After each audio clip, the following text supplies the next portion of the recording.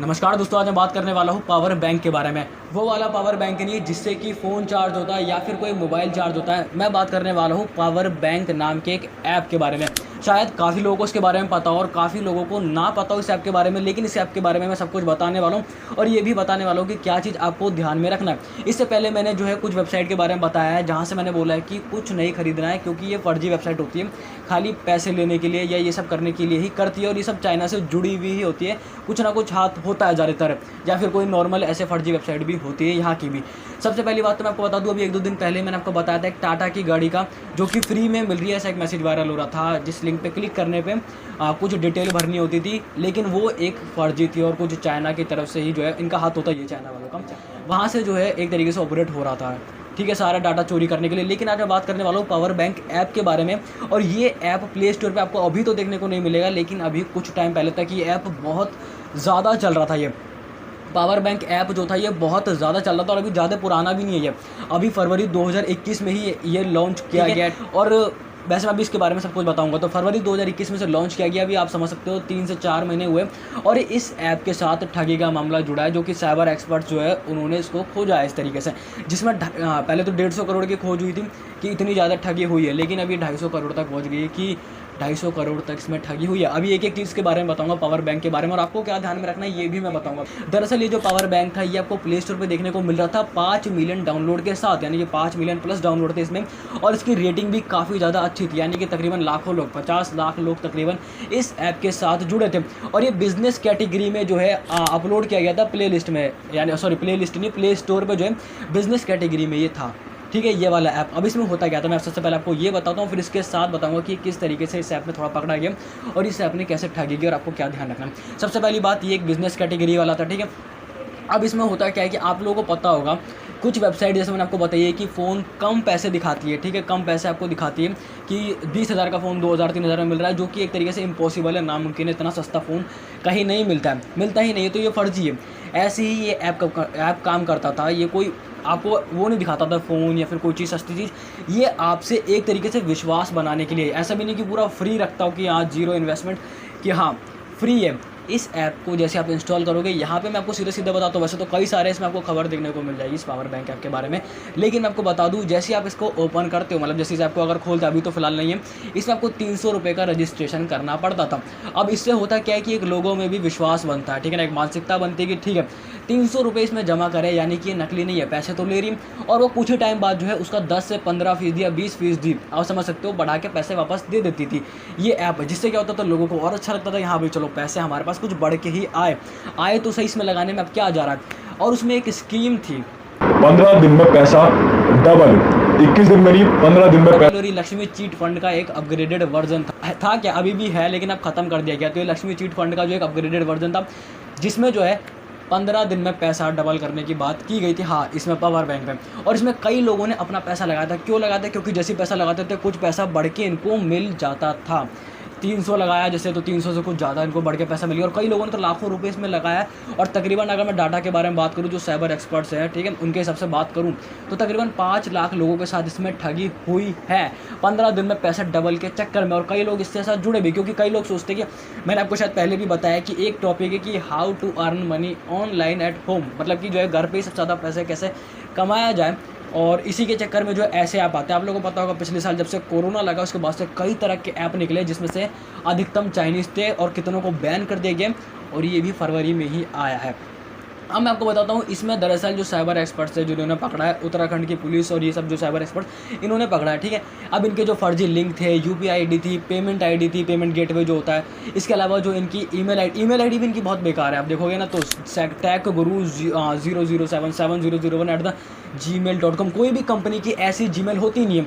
ये नॉर्मली किसी हम लोग जैसे होते हैं वो ऐसे जीमेल आईडी बनाते हैं, जैसे मैं बनाऊंगा तो techtremendous@gmail.com, ठीक है, कुछ इस तरीके से जो है मैं जीमेल आईडी बनाऊंगा। किसी भी कंपनी की इस तरीके से नहीं बनती, और जो इतनी तेज़ी से बढ़ रही थी, जिसकी रेटिंग और आपको डाउनलोड्स बहुत ज़्यादा देखने को मिलते हैं, अभी बीच में जब ये बैन नहीं हुई थी, तो इस तरह की जीमेल आईडी तो हो नहीं सकती। दूसरा, इसमें जो इस टेक्नोलॉजी कंपनी को जो है एक तरीके से आप समझ सकते हो बैंगलोर की दिखाया गया था इंडियन पावर नाम से कि ये बैंगलोर की कंपनी, लेकिन इसका सर्वर था चाइना से ये ऑपरेट हो रही थी और कुछ लोग इंडिया के इसके लिए काम कर रहे थे। दरअसल मैं आपको बताऊं, मनी लॉन्ड्रिंग का जो है नाम ज़रूर सुना होगा, ठीक है। अब उसके अलग अलग जो है तरीके होते हैं। मनी लॉन्ड्रिंग मतलब कि जो काला पैसा होता है, इलीगल जो धन होता है, एक तरीके से आप समझ सकते हो, उसको कुछ इस तरीके से दिखाना कि वो वैध है, लीगल है, ठीक है। वो अलग अलग तरीके से करता है। आप लोग को पता होगा जो अभी किसका वो केस है, पीएनबी का जो है, चौकसी जो है, कि दूसरे देशों में कुछ ऐसे बैंक होते हैं बाहर विदेशों में जहाँ पे जो है हम पैसे को जमा कर सकते हैं। आप लोगों को पता ही होगा कुछ ऐसे जो बैंक होते हैं जो अलाउड करते हैं। मनी लॉन्ड्रिंग जो अभियान चलते हैं इसके विरोध में वो नहीं होते हैं, मतलब सबका पैसा रखने देते हैं। और उनका ये एक तरीके से समझते कानून होता है या फिर उन्होंने ऐसा रूल निकाल रखा है कि कोई भी दूसरे देश की जांच एजेंसी आके उसमें मतलब हस्तक्षेप नहीं कर सकती, जांच नहीं कर सकती। जैसे स्विट्जरलैंड हो गया और ये सब हो गया, आप ये समझ सकते हो। यहाँ पर इन्होंने जो है कि शेल कंपनियां बना रखी थी। शेल कंपनी को आप इस तरीके से समझ सकते हो, एक फर्जी कंपनी आप समझ सकते हो। एक शेल कंपनी होती है जो कि मनी लॉन्ड्रिंग का ही तरीका होता है। जैसे मैंने अभी आपको बताया कि विदेशों में पैसा जमा करना किसी दूसरे बैंक में जहाँ पे उस देश की जो है सरकार इसको अलाउड करती है, ठीक है, एक तरीके से। लेकिन मनी लॉन्ड्रिंग का ही एक और तरीका होता है जो कि काला धन, आप इसे समझ सकते हो। लोगों से ठगी करना भी एक तरीके से काला धन ही आता है, एक इनलीगल पैसा ही होता है। तो इसमें क्या होता था कि एक शेल कंपनियां बनाई जाती थी जो कि एक फर्जी कंपनी होती है। शेल कंपनी मतलब एक फर्जी कंपनी, एक ऐसी कंपनी जो कि सिर्फ कागजों पर होती है, जिसको ना तो इसमें कोई पैसा लगता है, ना ही जो है उसमें कोई प्रोडक्शन होता है, कोई मतलब कोई भी चीज़ उसमें उत्पादन किसी भी चीज़ का नहीं होता, कोई पैसा से नहीं लगता, कोई आपको वास्तविक कंपनी ऐसे देखने को नहीं लिखेगी। बस खाली कागजों पे उसका लेन देन चलता है और इस तरीके से जो है उसकी बैलेंस शीट को बनाया जाता है जिससे कि सरकार से उसको टैक्स में छूट मिल सके। लेकिन ऐसा होता नहीं है, वो कंपनी होती ही नहीं है, लेकिन उसको कागज़ पे बैलेंस शीट कुछ इस तरीके से लेन देन को दिखाया जाता है, बड़े बड़े लेन देनों को दिखाया जाता है जिससे सरकार से उनको छूट मिल जाती है टैक्स में, यानी कि जो आईटीआर फिल करते हैं भरते हैं उसमें उनको छूट मिल जाती है। और जिससे होता है कि वो पैसा बच जाता है, वो एक काले धन के रूप में होता है। और यही शेल कंपनियां इन्होंने बना रखी थी, जो भी पैसे लोगों से लेते थे उस शेल कंपनी में जमा करके उसको क्रिप्टो करेंसी में बदल देते थे। बिटकॉइन हो गया या कुछ भी हो गया, उसमें ये बदल देते थे और उसको दूसरे देश में जो है मतलब भेज देते थे, दूसरे देश में ट्रांसफ़र करते थे। और दूसरा देश कौन है? वो चाइना है। फादर ऑफ कोरोना चाइना है, ठीक है ना। हमेशा इनका लिंक कहीं ना कहीं जुड़ा होता है। तो इस तरीके से ये लोग काम करते थे, लोगों से पैसा लेते थे, उनसे इन्वेस्टमेंट कराते थे, एक तरीके से निवेश कराते थे। 300 रुपये का कुछ पैसे इनको देते थे, ठीक है, कुछ 10% बढ़ा के। और कुछ शेल कंपनी उन्होंने बना रखी थी जहाँ पे ये सारा पैसा जमा होता था। और यहाँ पे जैसे मैंने आपको बताया कि इनकी ईमेल, आप सबसे पहले ना इनकी ईमेल आईडी देखा करो। ईमेल आईडी कभी भी किसी भी कंपनी की जो एक बड़ी तेज़ी से कंपनी अगर बढ़ रही है, किसी की भी @gmail.com ऐसे होता ही नहीं। हर कंपनी का एक अपना, आप समझ सकते हो, एक प्रोफेशनल समझ सकते हो ईमेल आईडी एक होती है। gmail.com ऐसे नहीं होती नॉर्मल, ठीक है। दूसरा, इसने फर्जी तरीके से बैंगलोर का दिखा रखा था, लेकिन सर्वर था चाइना का। कोई डेवलपर कॉन्टैक्ट आपको इसमें देखने को नहीं मिलेगा। और किसी भी कंपनी का अगर डेवलपर कॉन्टैक्ट नहीं है कि कौन इसका मालिक है, वो कंपनी फर्जी होती है। पहले किसी वेबसाइट में भी बता रखा है, कोई कॉन्टैक्ट इन्फॉर्मेशन इसमें देखने को नहीं मिलेगी।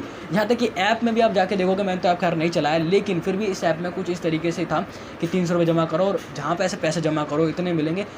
ये लोगों के लिए बहुत ज़्यादा आसान हो चुका है, बहुत ज़्यादा, ठीक है। तो इस तरीके से करते थे, उसको क्रिप्टो करेंसी में बदल के दूसरे देश भेजते थे। और इस तरीके से उन्होंने कम से कम 150-250 करोड़ लोगों, 150 से लेके 250 करोड़ तक इन्होंने ठगी करी और लगभग 5 लाख लोगों के साथ ठगी हुई है।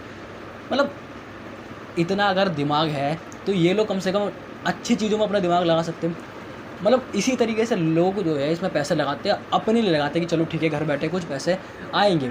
लेकिन ये इस तरीके से काम करते हैं कि लोगों का विश्वास उठता है। एक तो इतने बड़े ऐप से, अगर मान के चलो कोई इतने बड़े ऐप है जो 5-5 मिलियन के साथ है, लोग सबसे पहले क्या देखते हैं प्ले स्टोर में कि 5 मिलियन डाउनलोड है, मिलियनों में डाउनलोड है, इसकी रेटिंग अच्छी है और इस तरीके से काम होते हैं। तो किसी को शायद पता नहीं लगता, लेकिन ये जब साइबर एक्सपर्ट्स ने इसको खोजा, उनके पास भी शिकायत आई थी, तब जाके इन्होंने इसको खोजा। अगर शिकायत आती ही नहीं, और कुछ टाइम के लिए प्ले स्टोर से गायब भी हो चुका था जब लोगों ने इसमें पैसे जमा करे थे, और तब से लोगों ने इसकी शिकायत करी थी इस पावर बैंक ऐप की, और इतने बड़े ऐप की जो कि 2 महीना पुराना है, इस पर कैसे कोई विश्वास कर ले।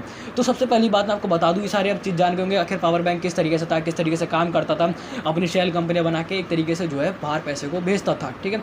और इंडिया के ही कुछ लोग थे जो इसके लिए काम करते थे। अभी जो असली इसका जो मास्टरमाइंड जो बैठा है चाइना से, वो कौन है वो अभी तक खैर पता नहीं है, लेकिन पता नहीं इतना दिमाग इसमें क्यों लगाते हैं भैया। अच्छे कामों में लगा ले तो ज़्यादा बेहतर है लोगों के लिए भी और इन लोग के लिए भी। लोगों का विश्वास उठता है इससे। सबसे पहली बात मैं आपको बता दूं, जो भी अगर आप प्ले स्टोर पे जाते हो, सबसे पहले तो आपको क्या चेक करना है, अगर कोई भी ऐप है मिलियन में है, किसी भी चीज़ में, बिजनेस कैटेगरी में, क्योंकि लोगों का बिजनेस कैटेगरी में जाके भी लगता है कि नहीं अच्छा ऐप होगा, अच्छे मिलियन है, पहले आप उसके रिव्यू देखो। सबसे पहले रिव्यू देखो, पॉजिटिव रिव्यू नहीं, उसके नेगेटिव रिव्यू को आप जाके देखो पहले कि लोग इसके बारे में आखिर बता क्या रहे हैं, और फिर पॉजिटिव रिव्यू को देखो कि आखिर एक ही जैसी बात तो नहीं हो रही है, एक ही जैसी सब तो नहीं कह रहे कि हाँ इतना ही बढ़िया है, ऐसे है वैसे ऐसे नहीं। पहले आप नेगेटिव रिव्यू को चेक करो। दूसरी चीज़, आप इसके डेवलपर कॉन्टैक्ट को चेक करो कि आखिर इसका कॉन्टैक्ट इन्फॉर्मेशन है भी कि नहीं है। तीसरी चीज़, आप इस कंपनी के एड्रेस को देखो, वहाँ पे आपको एड्रेस भी देखने को मिलता है, और इस एड्रेस को गूगल पे जाके चेक करो कि असल में ये है भी कि नहीं है, कुछ इसके बारे में फैक्ट आप चेक कर सकते हो। चौथी चीज़ आपको चेक करनी है इसकी ऐप परमिशन, ये कौन कौन सी परमिशन जो है आपके ऐप, मतलब ये ऐप कौन कौन सी परमिशन आपसे मांग रहा है, उसके बाद ही परमिशन देना।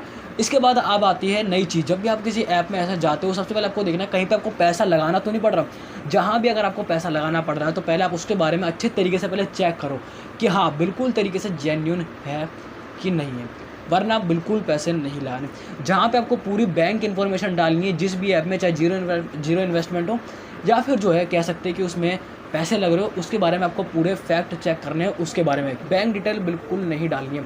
कुछ ऐसे होते हैं जो फालतू के लिंक भी होते हैं, किसी ऐप में जाने के बाद अपना नाम डालो, ईमेल एड्रेस डालो, इस लिंक पे क्लिक करो, आपको ये फॉर्म भरना है, ये फॉर्म भरना है, बिल्कुल आपको नहीं करना है। ये वही टाटा सफारी वाला होगा, लिंक पे क्लिक करो, फिर इस तरीके से लोग पीछे पेज बना के रखते हैं, ऐसे नकली पेज, और उस लिंक को जनरेट करके रखते हैं।